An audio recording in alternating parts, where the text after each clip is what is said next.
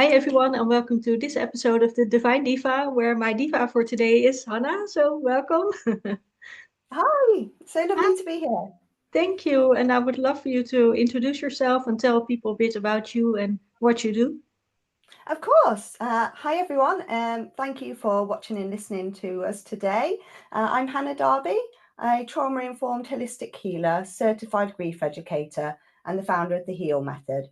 I Mm, help people who carry invisible grief, whether that's from chronic illness, childhood trauma, ancestral wounds, or life shattering loss, gently move from surviving to thriving.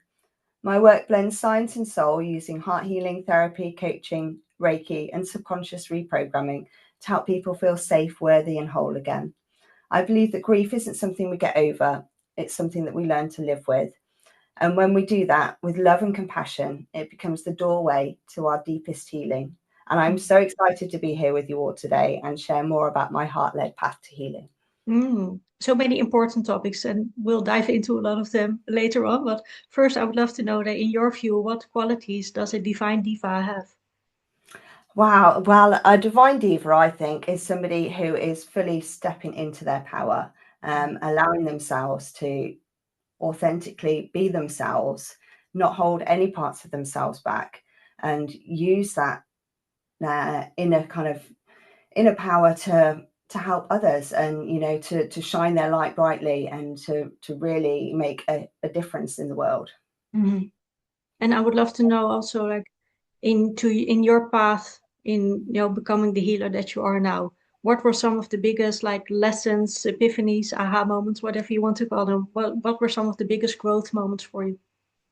I think one of the biggest moments was to stop looking outside for all of the answers. Hmm. I think there's so we're always looking for recognition or validation and things from the outside world, when truly I think when we start to really look inwards and really look inside ourselves, that's when we find the answers to all of the questions that we're struggling with. Hmm. Yeah, because I always hear the term when with used when we describe healers, like healers don't heal you, but they give you space or allow space for you to for your own healing and for your own growth. Would you agree with that? Yes, definitely. The tools for your healing are already inside you. Like, all I do is just point you in the right direction, Hmm. and connect some of the dots for you and allow you to heal yourself. And healing, I think, is a continual journey. Nobody is fully healed. I know I'm still on a healing journey and always will be. Hmm. I kind of think of it a bit like an onion. And every time you go through one layer, there's another layer underneath, and you never quite know what's going to come up next. Hmm. And in your work, you combine science and spirituality. So, how does that deepen one's healing process? I think, it's the best of both worlds, really, Mhm. having one foot in the science world and one foot in the spiritual world. I'm a very spiritual person. I have a lot of faith, but then I've also got a scientific background. I've got a degree in psychology and come from two teachers that were both parents that were both teachers. So, I've got kind of always kind of been torn between those two worlds, and it's taken me a lot of my life to be able to learn that the two can coexist together, and that by combining them, you're really unlocking the true power of both. Mhm. And you mentioned you're the creator of the heal method. Could you explain what that is? Yeah, of course. So this is my method I use with my clients to help them to really tap into their grief and feel their grief and learn to live with it rather than fight against it. Because, unfortunately, grief is something that we all are going to experience at some point in our lives. And once it enters our lives, it never leaves us. I think one of the most damaging things people say is that, oh, you get over it with time, Mhm. but that just doesn't work like that. Or like Um, time heals all wounds. Like yeah, no. Just can get better with time, but it doesn't like completely heal with time. You just learn how to carry it. yeah. It just kind of shouts at you in a slightly different way, and the Right. voice becomes a bit softer, but it's always still there. So my heal method is H. I heal the relational wounds of the heart. E. Allow my clients to express their pain and anger, because that's such an important part of healing the grief process, allowing ourselves to kind of truly express our emotions. Which is accept our new reality, because whatever loss we faced has thrown us into a world that we weren't expecting to be in, and learning to accept that new world is a hard pill to swallow, but a really important one. And then finally, Al, is learning to live and love again, because you can be in sorrow, but you can also be joyful as well at the same time. You don't have to be sad all the time. And I'm really passionate kind of about helping my clients to really find their joy and find their smile again, and know that it's okay to be happy and sad. And that those two can coexist together. Yes, definitely. Yeah. And feelings, we never just have one feeling, do we? Or one emotion. Yeah. They're always kind of go hand in hand with each other. But we've kind of programmed in a way to think that, only the lower kind of frequency emotions will only be paired with another low frequency emotion, and that you can't be kind of in grief but also be happy at the same time, and have moments of kind of, it's such a fluid process, and be up and down all of the time. And what I also hear from people who experience grief is that they find themselves to feel guilty when they experience like some joy or pleasure or happiness. So how do you deal with that?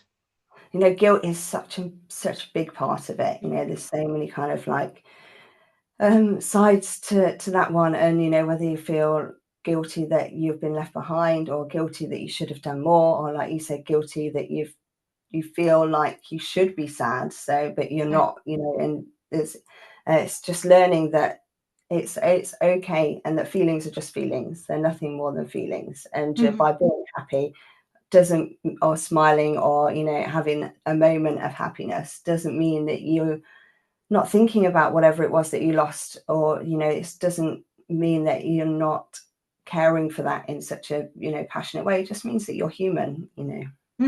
Yeah, and that you're allowed to experience that myriad of feelings that we all experience, even in just one moment. Yeah, definitely. I kind of think of it like it's a bit like an ocean, and it kind of comes in waves, and you never quite know where it's going to take you. But just to remember as well that the important thing is to not hold on to those feelings, because when we try and hold on to them, that's when we really get stuck, and we can kind of almost punishing ourselves in a way by trying to kind of stay in this sad place, when really we just need to let the feelings flow. And we have to like learn to swim with the waves. Yes, yeah. And also that you can try and plan the most as much as you can, but grief will just every now and then it'll just come around and hit you when you least expect it, and that's be a given. And some days will be easier than others, and sometimes you'll look at a picture or be in a certain place and it won't affect you, and then the next time it'll kind of really touch a nerve, but it's just completely normal. And I know there are so many different kinds of grief, and also some that are a bit less obvious than, say, like losing a loved one or losing a pet, or like you can also grieve for a friendship that like the friend is still there, but you're not friends anymore, or you've gone through a difficult experience and grieve like what you as a person have gone through, or your older self, your past self has gone through. So could you explain a bit more about the less obvious kinds of grief that we experience here? Yeah, I think that's really important, because there's much less kind of societal recognition for these lesser forms of grief. But it's still a form of grief, and you're still going to be going through those same ebbs and waves as you would with a more obvious loss. Like you said, the loss of a friendship, the loss of a job, the loss of kind of a financial security, or the loss of parts of yourself after an accident, or going through some kind of illness, is a massive thing as well. And I think because people don't almost see that as grief, I think people can be a lot less understanding, which makes it almost harder in a way, because it's you're not only dealing with the grief, but it's invisible. And every time you try to talk to people about it, that it's kind of dismissed or, not Yeah. validated in the same way. But, all grief is valid, and however you feel it is valid for you, and Yeah. everybody, just because you're not kind of crying all the time or talking about it all the time doesn't mean it's any, not hurting you as much as somebody else who may be kind of screaming from the rooftops. Right. Yeah. And like you said, it can be harder because of it. It's not an obvious kind of grief that, of course, we all experience in our life. That you can feel less compassion, like there's less compassion and less support coming from people. How important is self-compassion in that process? So important, because grief needs to be witnessed in order to be healed. And that's not just by other people, but also by ourselves, and we need to be able to recognize that we are grieving and give ourselves the care and compassion. And I always like to think that, and tell my clients, how would you speak to somebody else? Would you speak to your best friend in that situation in the same way that you're speaking to yourself? And the answer is usually no, so Right. it's like, show yourself the same care and compassion as you would do somebody else that you love and care about, because Yeah. how we treat ourselves, I think, is a reflection of how we treat other people, and how we want other people to treat us. So we ought to just be a little bit kinder to ourselves. I think we're always Yeah. We're always so hard on ourselves. yes. Yeah. Why? Yeah. And would you believe that self-forgiveness is also part of that healing process? Definitely, there's so much power in forgiveness. I mean, but if you're not willing to kind of truly forgive yourself, at least accept that, accept that that's happened, and there's can be Yeah. just as much kind of power in acceptance as well as forgiveness. But yeah, definitely it's a massive part of the healing process.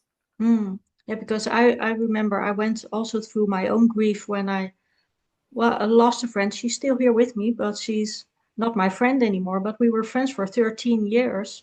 Oh, And then it just like fell apart. And I literally felt a grief process for like 2 or 3 years. So it was a long process where I talked a lot about it. And even my current friends said, you talk so much, but they were getting a bit fed up about how much I talked about it. And I was like, okay, yes, I have to click a switch for myself and say, okay, I'm going to release this. I'm going to forgive her and forgive myself. And then it was like, okay, I can finally let this go. But it was quite a process indeed. yeah, and I think it's important for us to show people compassion when they're going through that process and allow people to talk about it, because Yeah, some people it will take time. You yeah, can't put a timeline on grief. mm, And everybody's grief is different. yeah, And something like a friendship like that, when you spend so much time with that other person, it's almost like a kind of a loss of a romantic relationship. But I think mm, it hits even more because right, you they're so much more than just a friend, really. And if you think about all of those times you spend together and the amount mm, of activities you do together, and then all of those different ways that you could then be activated to think about them, I mean, mm, that's a massive lot to go through. mm. And would you also agree that like a loss of like a certain goal or a dream that you once wished to accomplish, but you never got to accomplish, is that also a sense of loss or grief? Definitely, yeah. I think that's a really big sense of grief. I experienced a lot of that when I developed ME, because you have this idea of how your life is going to be and all these things you want to achieve, and then every once in a while, life will just kind of throw a curveball at you and kind of completely throw you off target. And Right. when our hopes and our dreams and our goals are such an important part of our Mm, life, and almost kind of like a fire inside of us. right. And then having those goals and dreams taken away is it's really painful, And yeah, again, it's another form of this invisible grief that people don't understand or isn't seen in the same way, but can affect us just as much. And how do we grow our resilience when life hits us with these curveballs? I think it's that knowing that no matter how much we can plan for things and how much we think things are going to go a certain way, that we should always expect the unexpected, and you never know what's coming around the corner. So Right.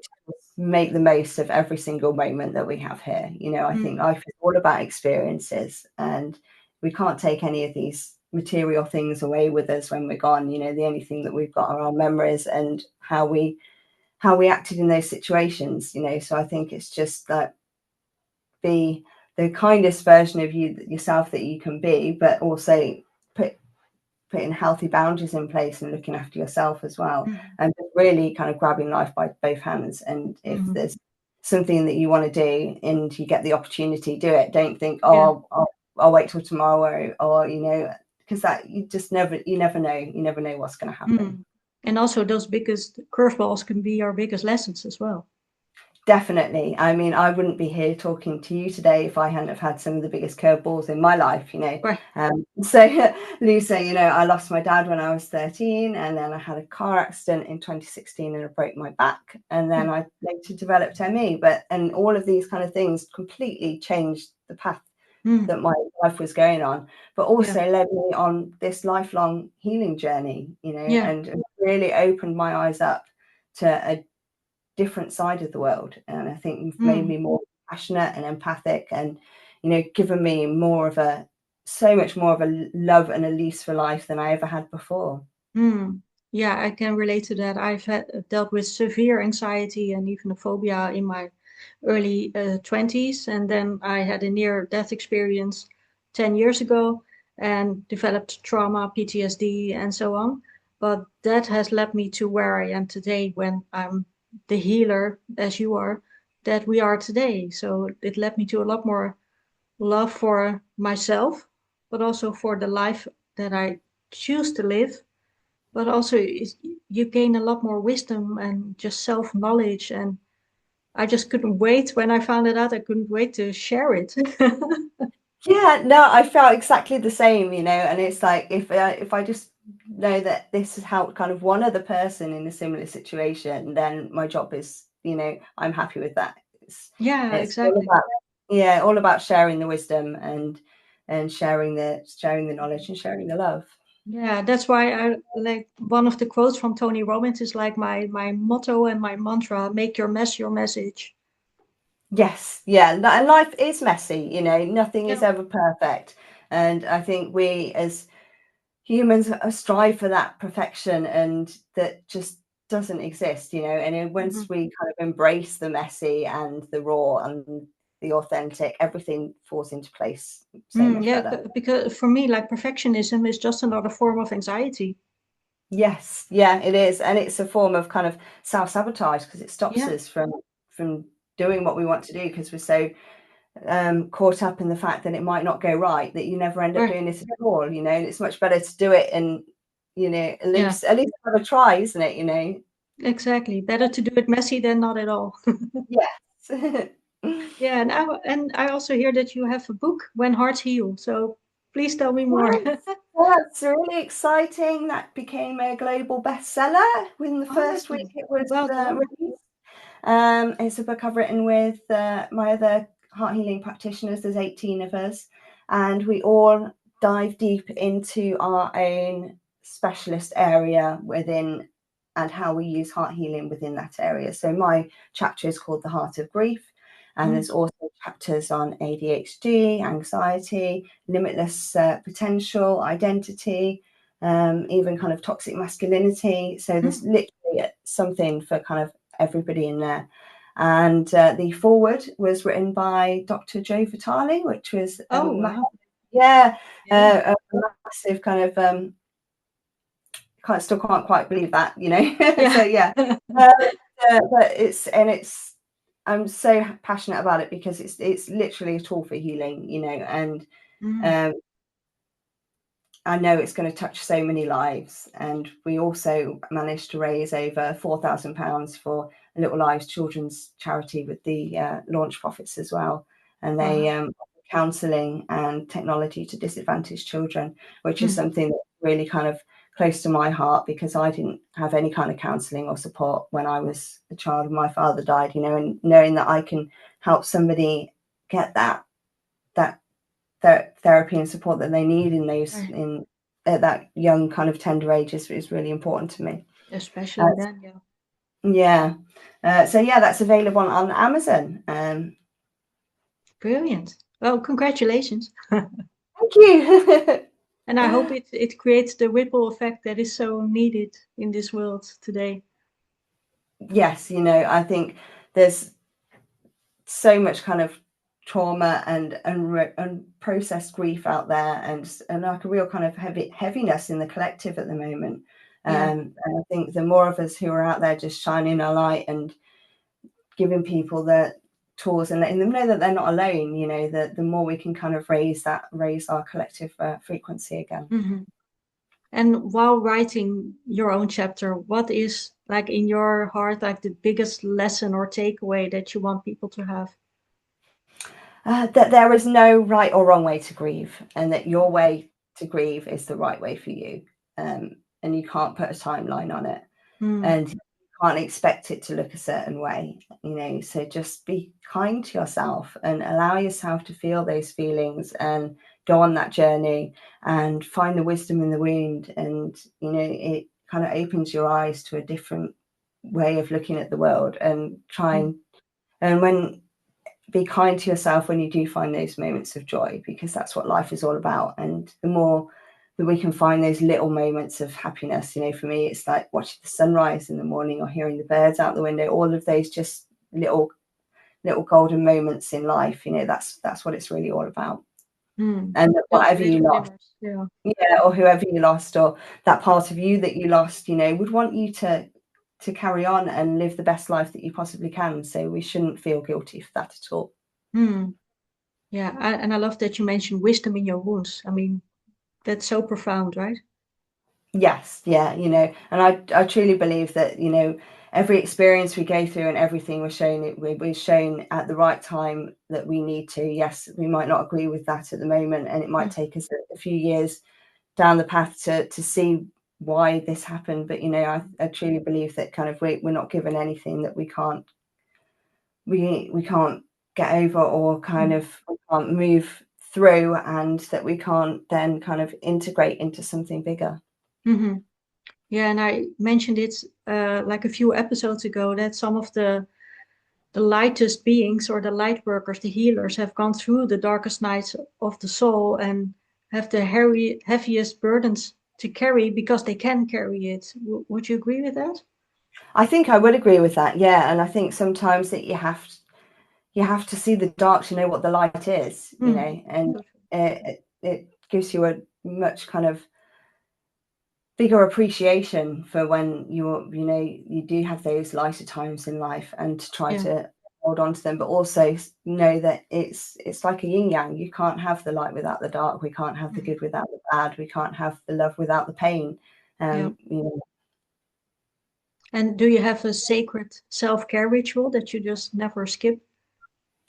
So it's just making time for myself. I like I need to have my own space and my own time, and allow myself to kind of process my thoughts in my own space. My sister's very different. She loves to be around people all of the time, whereas if I do kind of cherish my alone time, and I practice Reiki every day, and that really helps me drop into myself, and helps me with my intrusive thoughts and those types of things. And I also like to pull myself a card every day and do a little meditation. And I think, those kind of, it's so important to have those daily practices and to show ourselves that self-care. Yeah. And do you have a technique to protect your energy? So I use lots of different things. I love crystals. I'm always using them to protect my energy. I like to smudge as well, and cleanse my aura that way.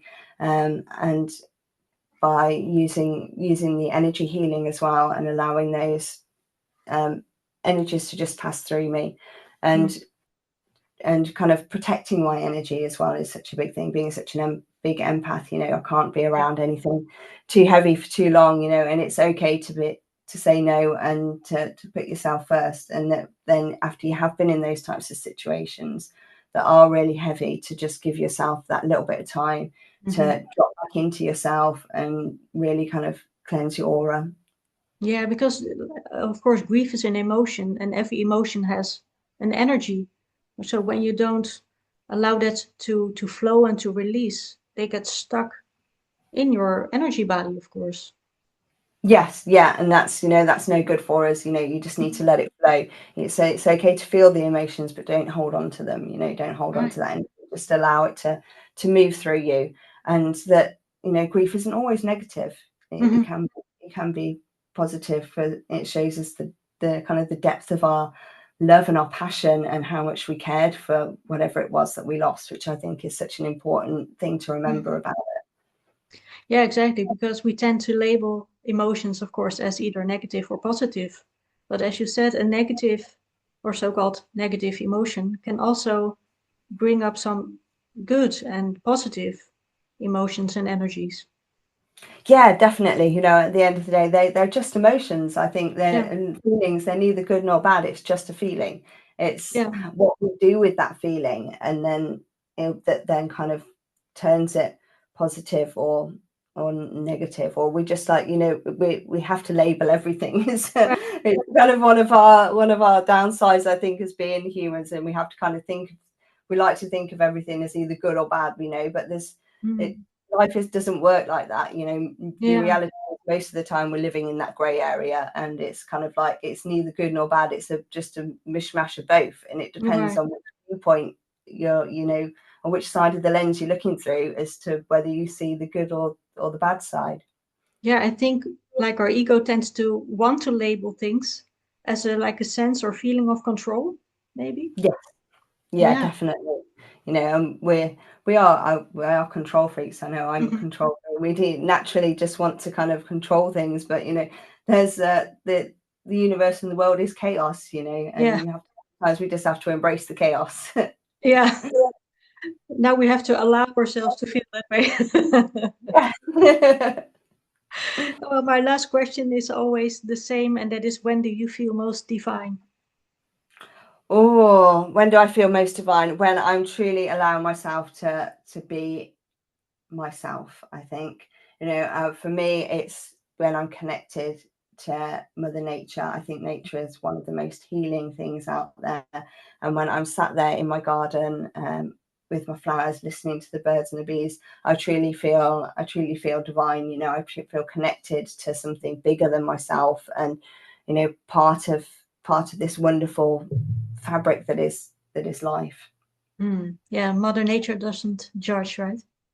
No, there's no judgment there. Yeah. Hmm.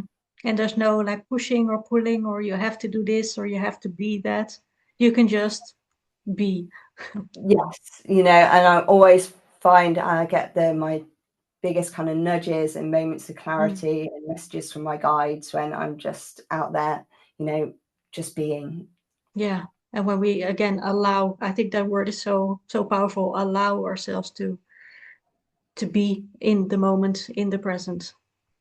Yes, I think it's a bit of a buzzword at the moment, but there's so much power in mindfulness, and it's so Yeah. important to give ourselves those moments to just truly be present. Yeah, I agree. Well, thank you so much for sharing your wisdom with us, Hannah. Thank you. Oh, thank you so much for having me. It's been absolutely lovely chatting with you. Thank you.